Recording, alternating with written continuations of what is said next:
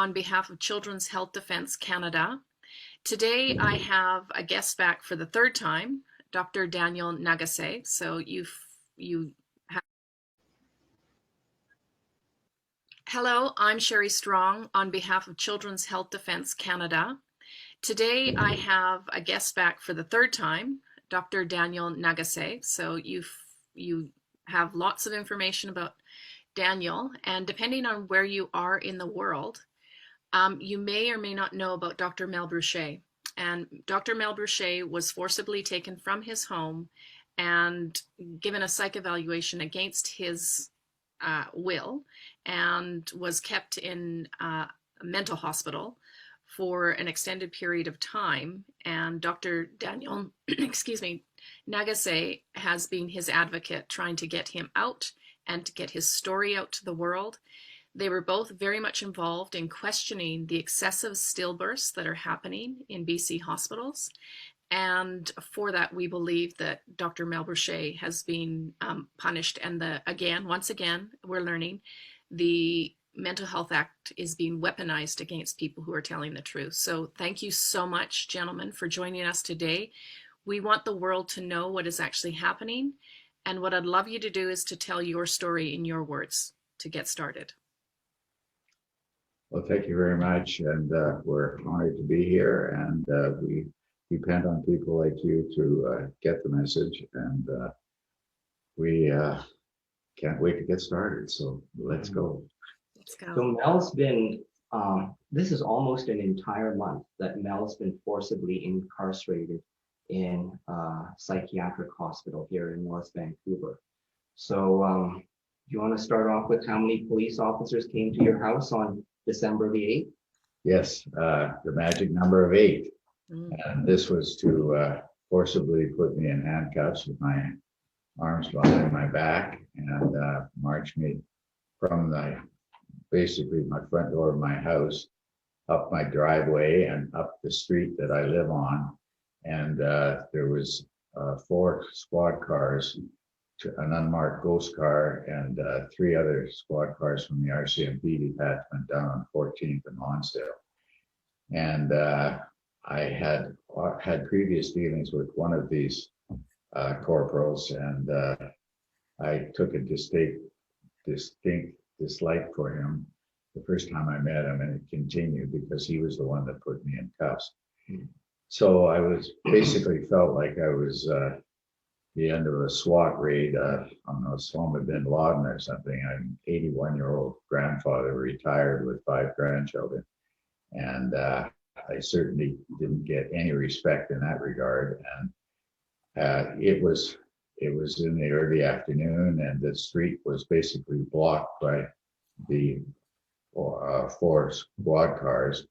And so there was only one path down the middle of the road, and that's where my neighbors saw me get put in the ghost car with my hands behind my back. And that's how I got driven about 10 minutes down the hill to Lionsgate Hospital, which, by the way, the local, I don't know if your readers or viewers know about Lionsgate, but it was the first lockdown hospital in Canada. And Lynn Valley Care Center, where I worked for a number of years, was the first death in Canada from COVID. So after you were marched out like a prisoner, like a wanted war criminal, a wanted felon, after you were marched up the hill in front of your neighbors like a wanted felon, and they took you to the emergency department, what happened after? Well, it was just a continuation of the same. Mr. Jimmy Pattison had donated a lot of money and revamped the emergency department completely, which ended up being just another holding ward in a hospital because there was not enough acute care beds to accommodate people. And so I was brought in handcuffs and sat in the waiting room while the triage nurse filled out forms. And so there I was, where I had worked a lot of hours over the years. I started in May of 70, long before you were born, in Lionsgate Hospital. And it's been a great career there, but I certainly didn't see that I would, 3 years retired, the grandfather, be handcuffed in the emergency waiting area till they filled out the paperwork, and then I was put in a single room with 4 paladin guards to make sure I didn't do something crazy, manic, and whatever. And after a history taking from Dr. Lim, which I But before you saw the suppressed. psychiatrist, there was the emergency doctor. Was it Dr. Watt or Dr. Watts? Yeah, Way or Watt. Way Yes. or Watt, yeah. Yeah. And then, so did she ask you any questions? Did she ask you the standard emergency questions? They were my recollection that, this all happened after about 2 hours sleep the night before, and Daniel had about the same. So it was a rather stressful situation. And the details I'm not altogether exactly clear about, but believe me, it was a very, very brief examination and questioning from the emerge doc. She just had to get me out of there basically and up onto the ward. So because what I remember from my conversation with her, and if I had to get a month of forced antipsychotics, my details of that day, December 8th, would be cloudy too. But from what I remember with my conversation with Dr. Way or Dr. Watt, was that she had almost no interest in the sleep deprivation both Mel and I went through from the night before. And, I explained that Dr. Mel Boucher, he's very active. He's a social organizer. He organizes weekly events. He's a prominent activist in the community. No interest. She was like, yeah. And so I thought, okay, well, then that's fine. She's gonna, ask the standard emergency department questions. Are you trying to harm yourself or are you trying to harm someone else? Right? And that's because she needs, in order to release someone, Yes. especially if they're a police handcuffs, the emergency doctor's job is to make sure they're not homicidal and they're not suicidal. And if they're not homicidal or suicidal, then the emergency doctor's job is to make sure they go home to a safe environment where their medical needs are taken care of. Those are the only 3 things that the emergency doctor has to do. So after chatting with her on the phone briefly, I thought for sure Mel's going to be out in half an hour and we'll have our good leader Mel back. So what we're seeing now is that I said it before, the Mental Health Act is being weaponized against people. I've spoken to many psych professionals, many, since working with Sean, the firefighter who was detained against his will. And they didn't believe me that he was admitted. They just assumed that he'd either tried to harm himself or someone else. They said that must be the case. And I said, there's absolutely not the case. And even the police officer that admitted him, took him in, allowed him with a glass bottle of de-alcoholized beer in the back of the police car. So that's not someone, something, Did the officers offer you drinks? Is this RCMP? I gotta talk. No. It was his own. He wasn't offered it. It wasn't like a beverage selection with a little cart. they didn't have a bar in the top part. So here's the thing that I think is really important for people to understand is that people like Mel and Sean were not given the due process that a murderer gets. Okay, and they weren't the paperwork that's required to do this was not according to procedure. And when the lawyer finally got in to speak to the psychiatrist at Alberta Hospital, the psychiatrist said, "You're about to be educated." And then he said, "Alberta Health is above the law." Basically, yeah, it doesn't matter what your laws say. We have the final deciding factor. So here we are. You were in there for 1 month, Mel. Tell me about the medication. Yeah. Sorry. I wasn't. I was about 4 days short of it, I think. 4 days short of a month. Yeah, 4 or 5 days. Tell me about the medications that you were given against your will. Well, the first one was in emergency. It was demanded that I have sedation, and that was loxapine. and it was 10 milligrams IM. And there was no doubt that the four paladin there were ready and willing and able to hold me down for the shot. And I said, to me, I'll sit up and lie down or whatever you want me to do, but I don't want to be forcefully injected, so I will comply. And, you know, it was basically, I was exhausted, so it worked, and at least I had a good night's sleep. But then by that time, I was up on the ward, and so that would have been the emergency doctor who ordered Right. this for you. So this is the interesting thing. In the emergency department literature, in the cardiology literature, in the neurology literature, all three specialties of medicine are on the same page that injections and pills of antipsychotics cause strokes in the elderly. Anyone over the age of 65 should not be getting an antipsychotic. So were you hanging off the rafters, flipping the mattress upside down and you know, punching holes in the walls at the emergency department? no, definitely not. The thought was there, but Well, so I wouldn't even give a 20-year-old psychotic patient an injection of antipsychotics if they're sitting in bed calm and not ripping the light fixtures off the roof. So why did Dr. Way or Dr. Watts, whatever her name, why did she order a medication known to cause strokes in an elderly patient? I'm sorry, you're older than me. You've been practicing medicine longer than I've it's been okay, alive. son. It's okay. So that's just completely irresponsible from an emergency doctor perspective, completely responsible, substandard care. It could also be, that could also have been ordered by Lim. Oh, from the psychiatrist on call, phoned downstairs and said, Yeah. "Mm, I don't know. I don't know. But either way, it doesn't matter. exactly. It's contraindicated. Contraindicated, exactly." Yeah. So, Mel, tell us a little bit about your time. You're doing time.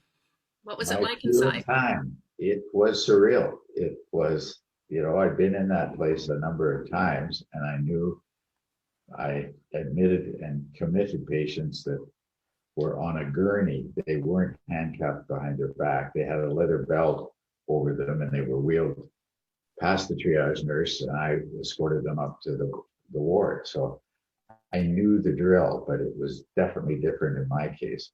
We, you know, we didn't go through the regular way. We went in under the tunnel of the hospital and popped up on the fourth floor. And there I was for 20, whatever. 26 days? No, it was more than that. Anyway, I went in on the 8th and I got out on the 2nd, so figure it out. Uh-huh. It was close to a month. And anyway, it you know, I was still restrained. I was still, until I got up on the ward, and then they got me in a bed, and then they took off the handcuffs, bless their hearts. And it was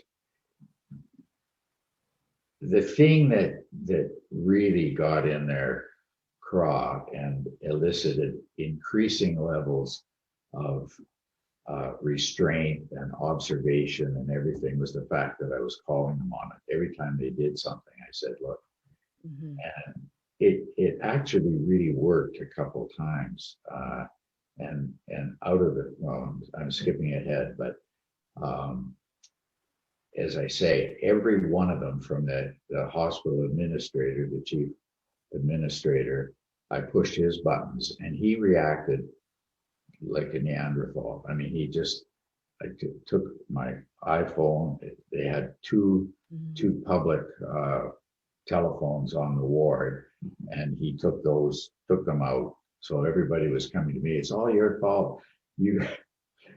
So because you didn't comply with the dangerous medication, the hospital administrator, above the nurse manager, came downstairs, took away your access to your own cell phone, took away your access to the regular patient phones that every other patient is allowed to use to call friends and family. Absolutely. That was the reaction to you saying, I don't want to take a dangerous medication. And it just every day it was something different. The list of people that I could talk to, and I'm sure, you know, it was exactly the same as your mother. They would have done with your mother. And so I ended up that I could talk to one lawyer. I had three or four for different reasons, but I could only talk to one. So any lawyer that I wanted to talk to about my business dealings that was totally separate from this, I was not allowed. So for basically the 27 days or whatever it was, I had no contact with anybody but one lawyer and two of my family members. So they basically that screened was my wife, and they screened everything else. So I was getting, you know, dozens of emails a day from people, or attempts at, or phone calls saying, "How are you?" Because nobody knew, you know, and everybody was petrified that I would be injected to death, and I was never that, you know. But you did that have was the two plan. TIAs. I did. Right? Because I remember talking to Mel on one of the brief occasions that he was able to get a phone passed to him by another patient who knew that Mel wanted to talk to the outside and the nurses were blocking him from talking. And I remember talking to Mel and his speech was slurred. You couldn't remember the name of your daughter, Erin.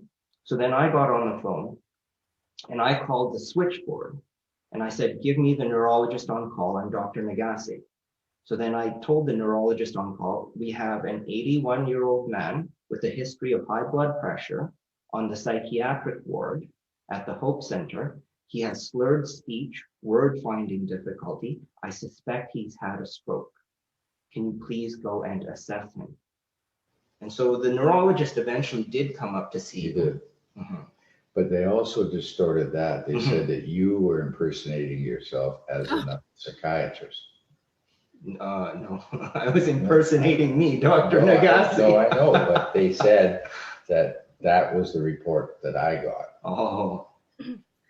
Well, when I went to visit Sean, I caught the nurses out in 5 lies within less than an hour. And when I called them on it, Sean said he couldn't believe they were all nervous. Like they all started getting really nervous. I interrupted, so I didn't interrupt. I had 2 phone calls with him that ultimately got him released that I recorded, where they were coming in with 2 peace officers and 2 nurses to inject him against his will, trying to get him to sign a Form 12 he'd already signed, but the Form 12 they wanted him to sign, we found out, had a box tick that gave the psychiatrist the permission to do whatever they wanted with him. So they were saying to him, "If you don't sign this, we're going to forcibly inject you against your will." But the thing that they were trying to get him to sign was a new Form 12 that took his father off as the contact and gave the doctor permission to do whatever they wanted with him. The police officer said afterwards that they were just trying to keep him in there long enough until he broke so they could justify extreme measures. Can you talk about what it took internally? So, and this speaks to your mental capacity, because this is an infuriating situation for a young, fit firefighter who's, you know, trained, you know, to withstand enormous amounts of pressure. What did it take for you to actually keep your cool to the point where they weren't, you know, given cause to do something really bad? It's not my first rodeo. And with all due respect to the firemen, I've had a different experience and a lot more traumatic situations than he has. And anyway, it evolved in, you know, Daniel's outlined it perfectly the way it worked out. But every time I pushed, they got more draconian. So I ended up with a paladin, often a female, but it depended on the ship, for just about 2 days, that followed me within 6 feet everywhere I went. Wow. Not into the can, but when I was asleep in the bed, she had to have the door open so she could look at my face. The first one sat across the hall and could see my feet.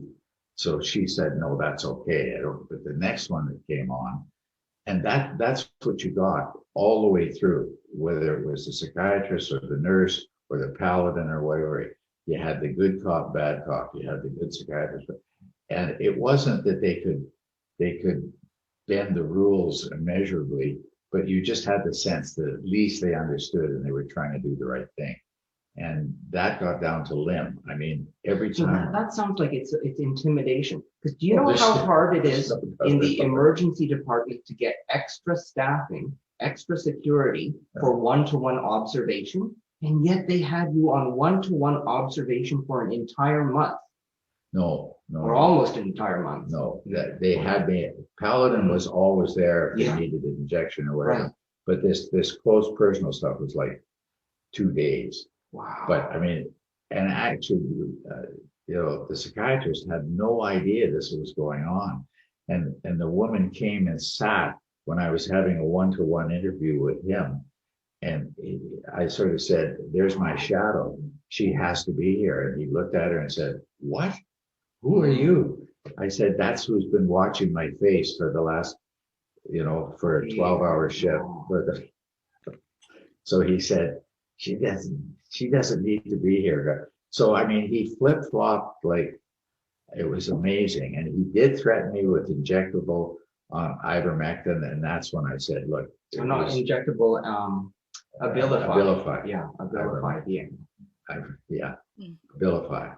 Mm. And that's when I hauled out that this was the I'm looking at the sheet, the Vancouver Coastal, the informed consent for this, which Daniel's just alluded to. It's 3 pages. At least 5 times it says not to be used on elderly with any kind of dementia or a high risk of heart attack and stroke.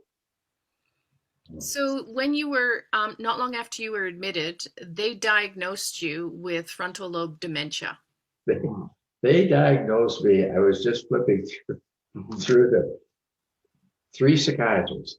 Okay. So that was Dr. Lin, Dr. Kang, and Dr. Bergman. Dr. Bergman. And Dr. Bergman is a piece of work. They all are. But as I said in the previous interview, the chances of having one psychiatrist that is sane is a lucky draw.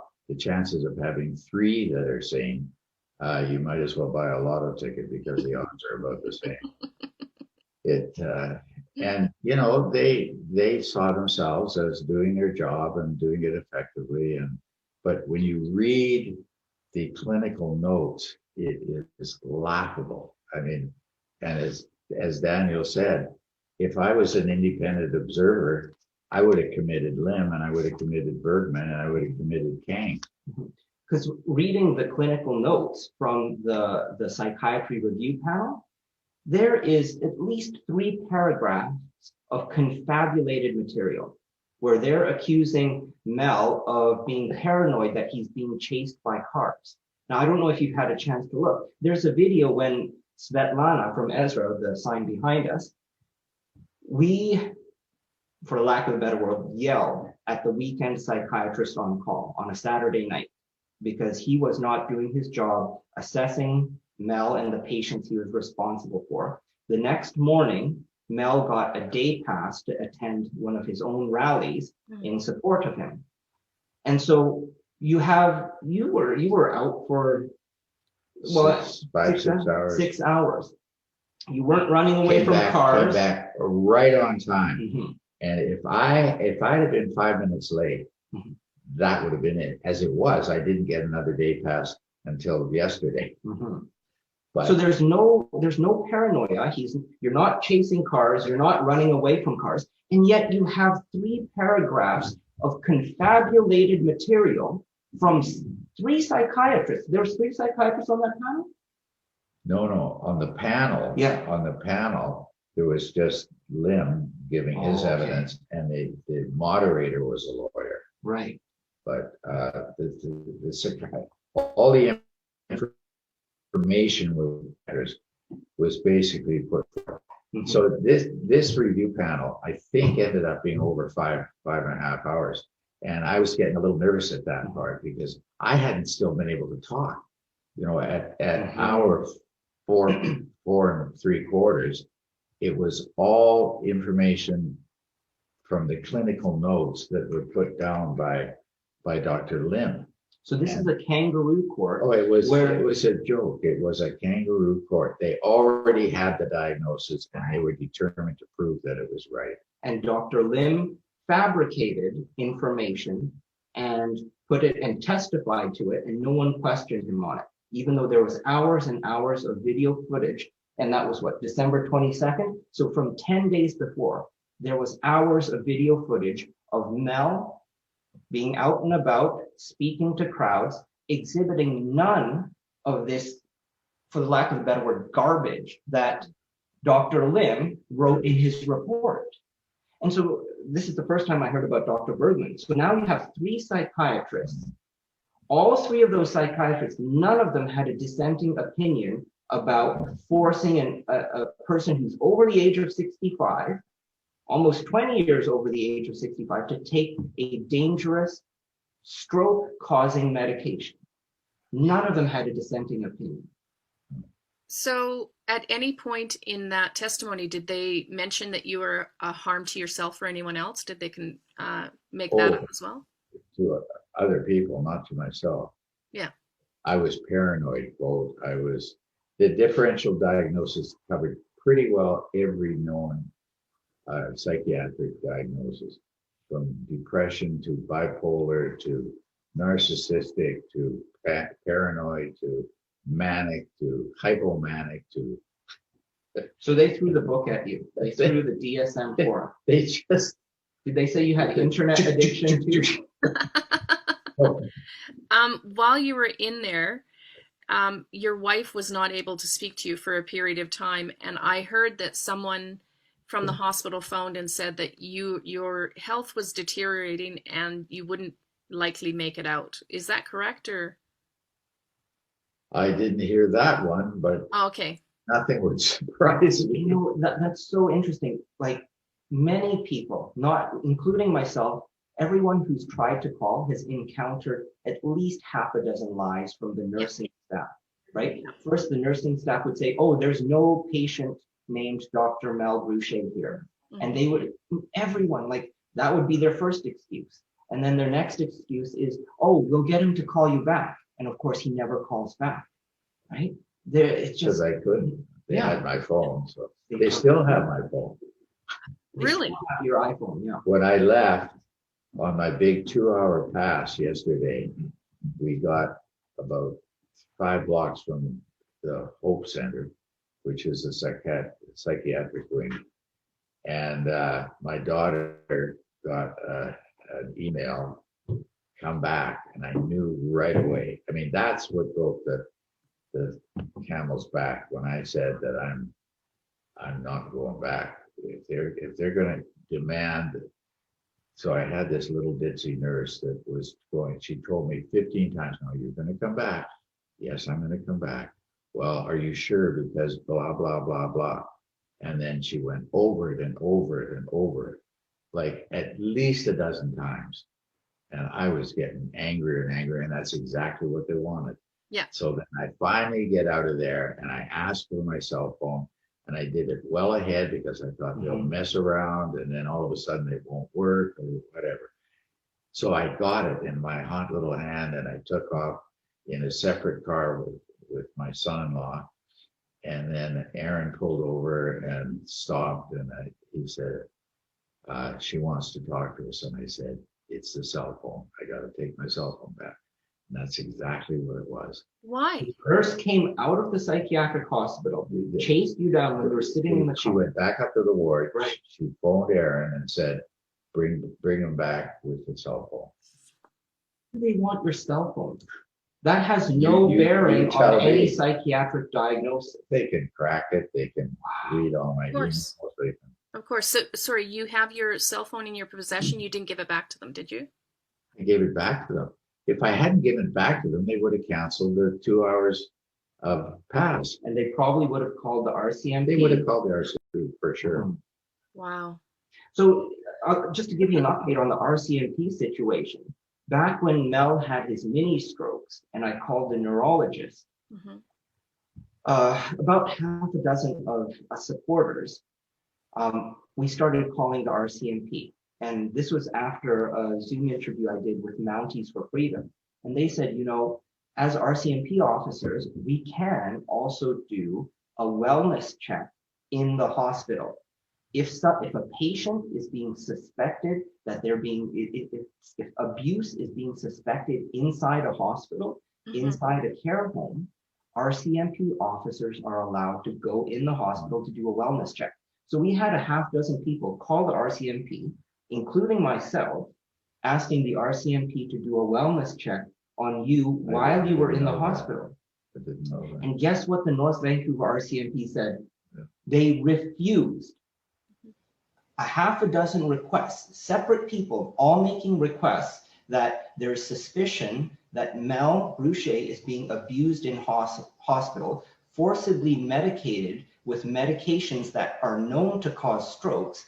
And the RCMP officer, I think the email reply I got is no, they refuse to do a wellness check because Mel is already in the hospital and under a doctor's care. So what if the doctor is the one committing the abuse, committing assault, and the RCMP refuse to do a wellness check? Daniel, it's not unusual. Since speaking out about Sean, I've had many people contact me about their experiences in mental hospitals, and one woman who was in the Alberta hospital was beaten black and blue by her doctor. And it was, she finally got another psychiatrist to actually believe her story, but she had black and blue bruises from a doctor beating her up. Good grief. So it really is. Code.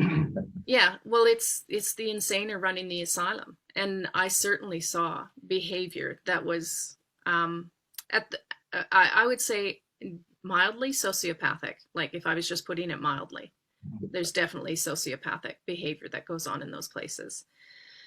So where are you standing right now? What's your status right now?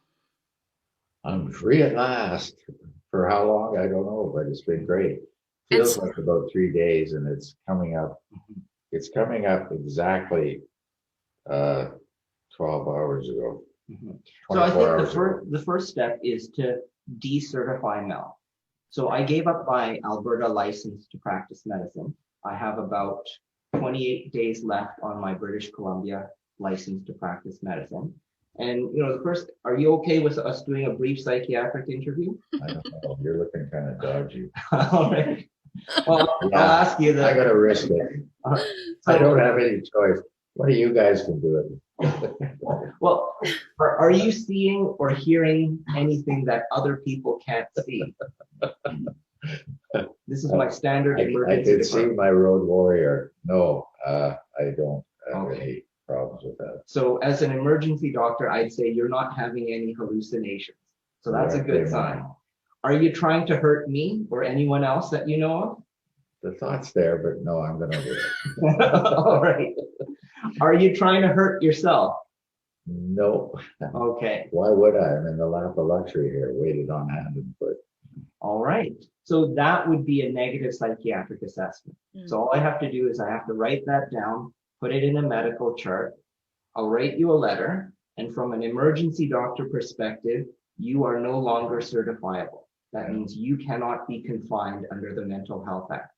And so what we'd like to do to back this up is perhaps get a psychiatrist, probably I think one who's not in British Columbia. And not vaxxed.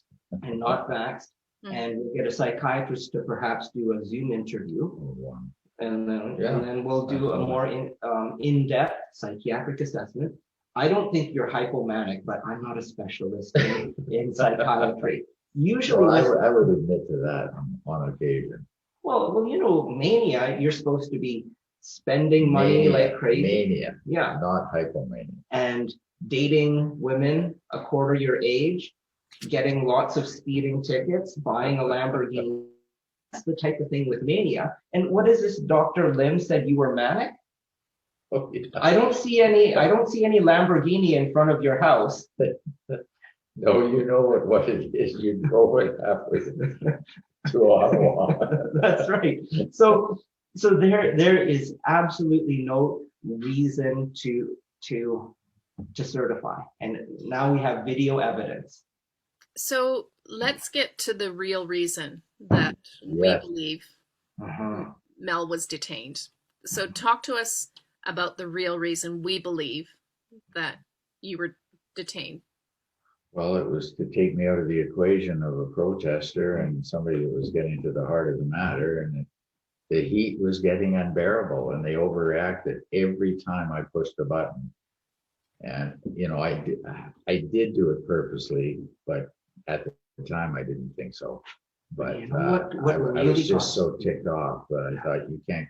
And that gets to the point that, if they could run me around like that, what can they do with anybody? Yeah. And that's exactly the point. And Yes. one of the main benefactors for the main benefactor for the Hope Center is a gentleman by the name of Bob Hope. And I want to take him on a tour of that place because physically, I don't think you could find a better plant, psychiatric outpatient and hospital facility in Canada. I mean, it's beautifully built, but the problem is the inmates and the staff that looks after them, and that is one flew over the cuckoo's nest in spades. And I think he, as the major benefactor, has no possible concept. But the short version is if one of his relatives, his daughter, or whoever, got in a whatever contest and said, you need to be vaxxed, they could put him in there and they could lock him up and do everything that you've talked about.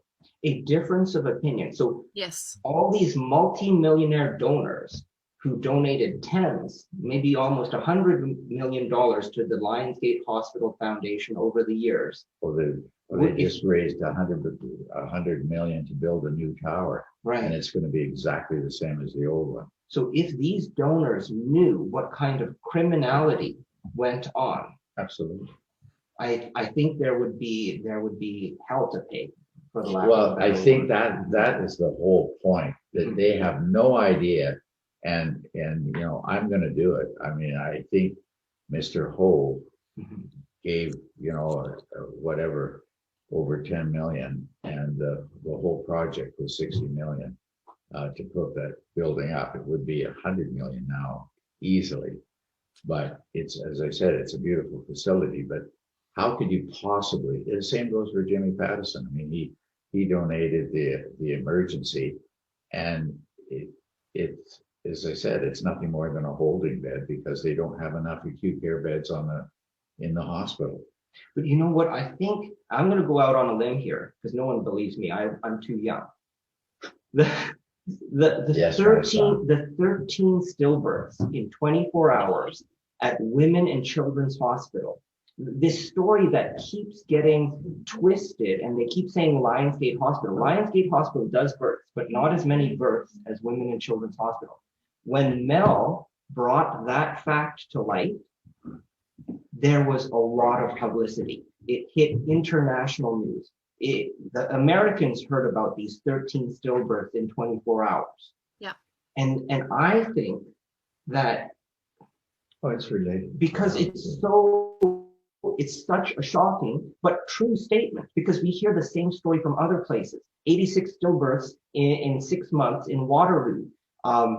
John O'Looney over in the UK has fridges full of stillbirths. He doesn't have space because there are so many stillbirths. So how is it that there's stillbirths in Vancouver, 3,000 kilometers away in Waterloo, Ontario, and Brantford, and now Brantford, and then on the other side of the Atlantic, right? This is such an important message that has gotten through to so many people. I think one thing, Daniel, I'd also like to clarify for our viewers, because numbers, people, the average person, if you ask them how many stillbirths happen in a hospital, they don't know. But in that hospital, the monthly average was 0 to 1. So to have 13 in a 24-hour period, following, pregnant women being allowed to be vaccinated, it doesn't take a genius to figure out that this is not a natural occurrence. Well, I think the other thing is very relevant in the Waterloo experience because that was over a 6-month period. So it was a longer, obviously a lot smaller hospital, et cetera, et cetera. But the point was that every one of those women that caused an 800% increase in stillbirths in Waterloo was double vaxxed. And that we don't know that in women's. Yeah. So for the 13 stillbirths in Vancouver Women's Hospital, we don't have confirmation of their vaccination status. But in Waterloo, yeah, in Waterloo, they do. It's hard to get that information because the whistleblowers are but here's the thing, it should be explored. The fact that you're drawing attention to it, which is what you guys were doing, this should be explored at the very least. What has happened is it's even more suppressed. I heard indirectly about Brantford, but it had to be happening at Lionsgate. It had to be happening at Women's over Christmas. Anybody that was impregnated 9 months ago and it was baby of the year, what are they going to say? Oh, by the way, it was a stillbirth.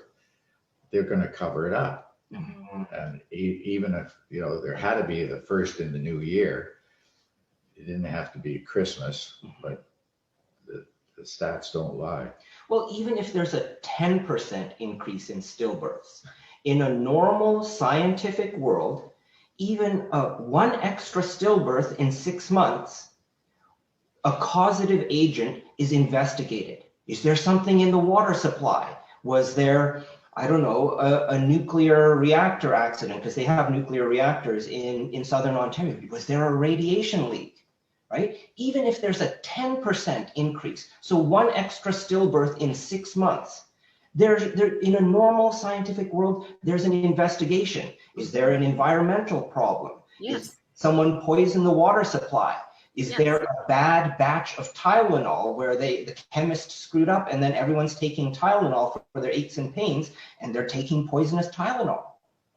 But what we have here is an incredible, this is like an 800% increase in stillbirths, and no one's asking what's causing it. What is causing this increase in stillbirths? Where's the review board? In 3 separate geographic locations, Southern Ontario, Vancouver, and the UK. No one's asking that question.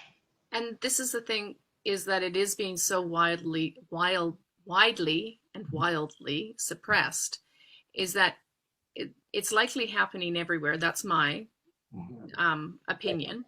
But the truth gets suppressed better in certain areas and it slips out in other areas.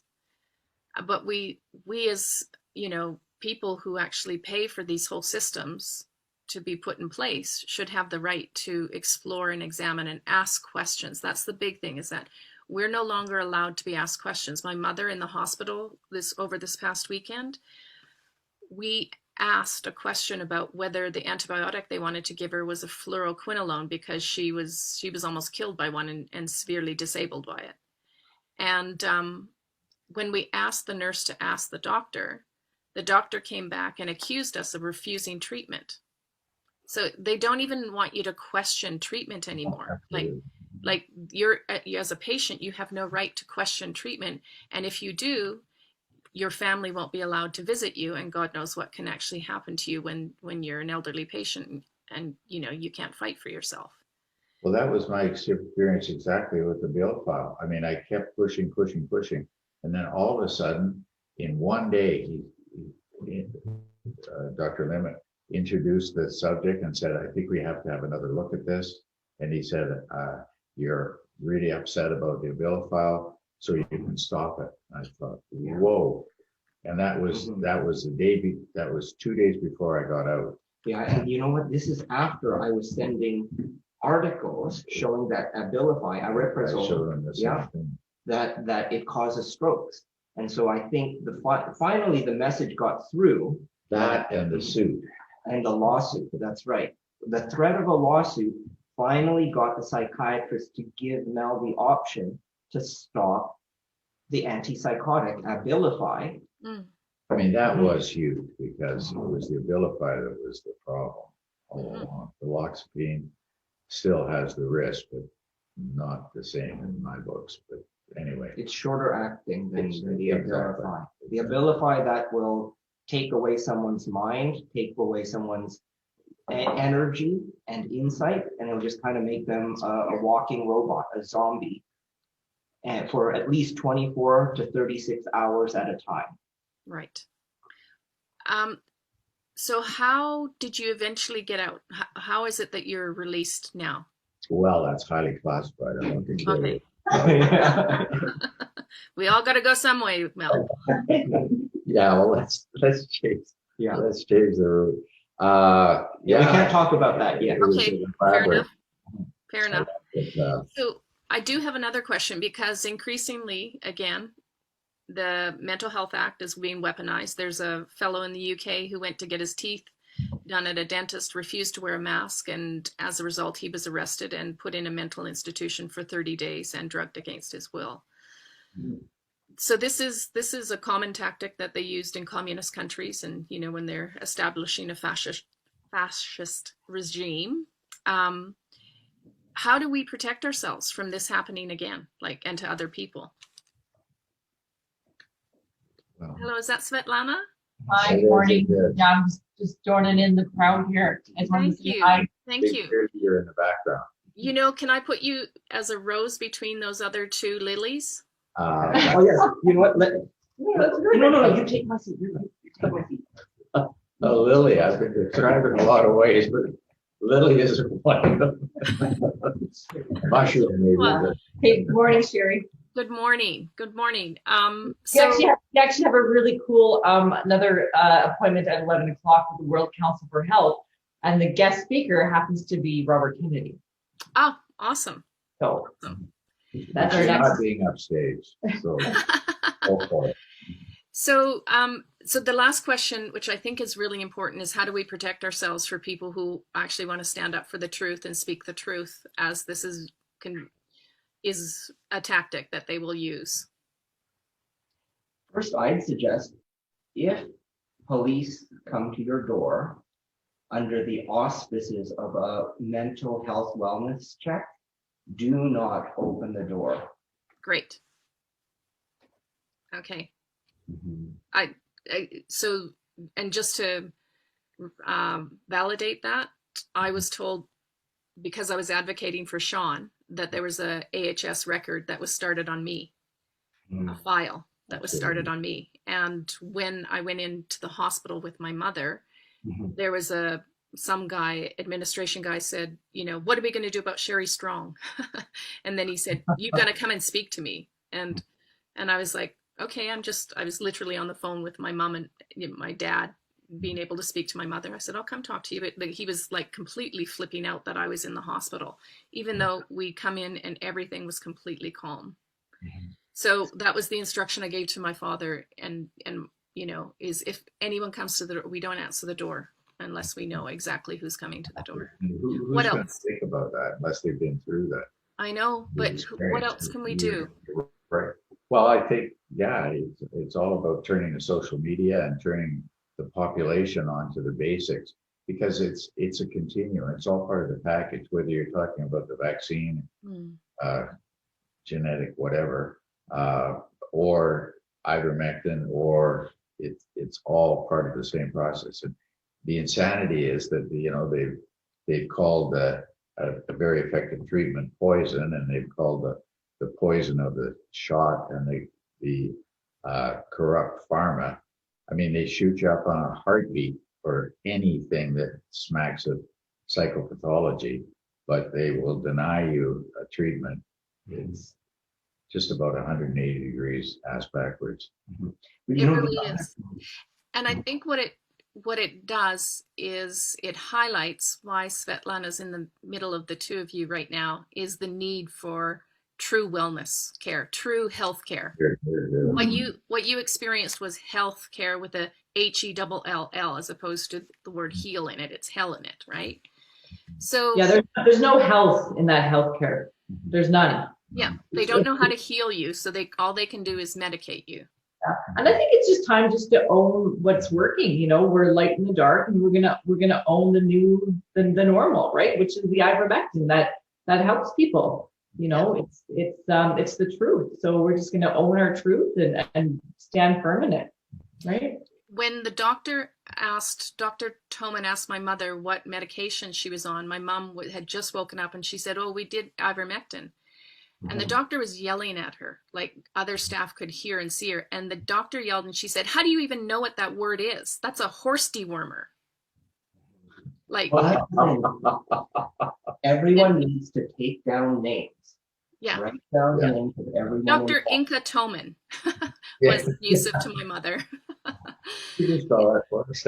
No, Yeah. just, Yeah. Well, Okay, because so essentially it's time to take these names and bring accountability, because that's incredibly criminal how AHS takes the funds from the people of Alberta and uses our own money to abuse us. That is absolutely criminal. so can I ask you, what's that, Svetlana? What are you trying to show us? Sorry, I'm just on another Zoom call with the World Council for Health. Oh, okay. it's too, Yeah, yeah, it's too timing.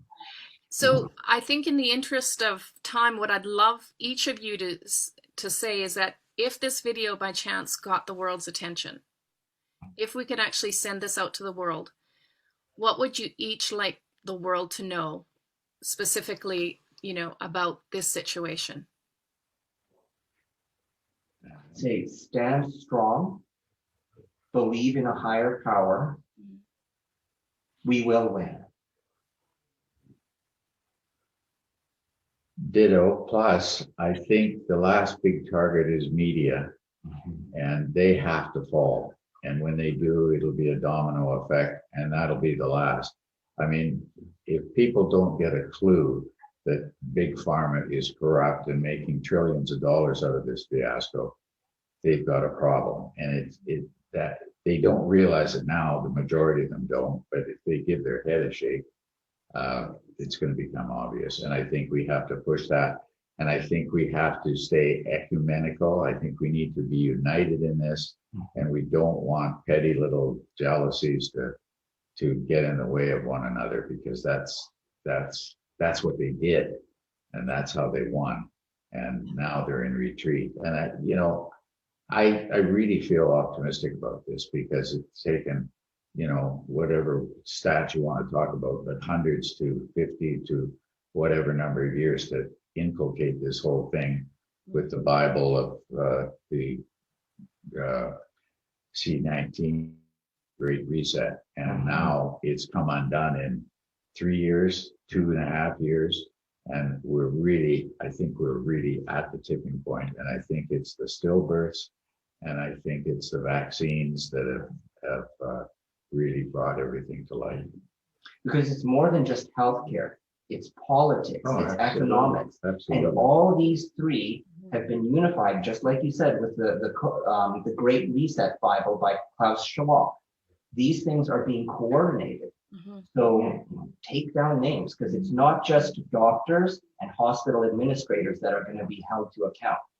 I think it's going to be politicians and pharmaceutical company And now we executives. got the Kennedys, Mhm. and the books coming out by Robert Kennedy. That's right. The same, the degree of corruption of big pharma it's unbelievable. And that becomes a bestseller, and it's Kennedy name and rah rah. And I think when it reaches that level, there's no turning back. You can't talk off this global community by some idiot views on stillbirths that Postal Health says it never happened, it was a hoax. I mean, come on, are you on the same planet? No, you're not. Mentally. And I think, for myself, being in this journey thus far, what's going to win is love. We all want to be loved and to love. And we're actually in the business of love. That's what I discovered yesterday. And we'll congruent on there through actually our wellness, because our health and wellness is important to everybody. And we're mind, body, soul, and spirit. So it's getting back into touch with our higher power and raising that vibration frequency and connecting with each other throughout the planet. So I think that's going to win. That's going to win this war, is love. I was just trying to find it on my phone, but for my screensaver for the last 9 months, I've had love wins, good wins, God wins. Yeah. And it's my sanity mantra. So I agree with you wholeheartedly. And a system that comes that's born out of love will heal, right? As opposed to a system that's born out of corporate interests and money being the bottom line and control. Yeah, and the world desperately needs and wants healing. It's craving. It's asking for healing. It is. Right. So we're moving towards healing. I'm so encouraged by just this whole turn of events starting yesterday. So I think it's what's to come. The best is yet to come. Well, I am truly honored to be able to sit down and speak with you three amazing health and truth and love and light warriors, on behalf of humanity. Mel, I start with saying, or I should finish with saying, thank you for your service. That last, you've served humanity, all your life, but unfortunately you went through a massive trial, and hopefully this wakes up people in the world to see that this is not about health, but it needs to be. So well, thank you, everyone. Your comments, but I was a late joiner in this, and people were doing it a lot longer than I have. But it was timing. It was just meant to be, and I happened to choose Lionsgate for a lot of reasons in May of '70, so it goes way back. But it's been a great ride, and it's getting better. So can't ask for anything more than that. But well, your testimony to resilience too, Mel. Sorry. Yeah. Thank you for your efforts, because without this type of dialogue, it goes worldwide. That's the thing about it. It works in both directions. They can suppress it, but it reverses a lot faster. So how can viewers who want to support you all? Just by listening and spreading the word. Okay. Well, we're on it. All right. You are. We also have our website, ezrawellness.ca, and there's some information and education and awareness and an opportunity to collaborate with each other all over the world. So that's one option if people are looking. And that's wonderful. That whole concept with Ezra is just so right on. It's a perfect combination of good health. I interviewed Glenn a while back. So our viewers are familiar with Ezra, but we're open to learning more too. So with that, I just want to say thank you so much for your time and what you're doing. And if there's ever anything that we can help you in the future with, please don't hesitate. We're here for you. We're here to serve. Thank you so much for getting the word out, the truth out. Yeah. Without you guys, this wouldn't go anywhere. So thank you. My absolute pleasure.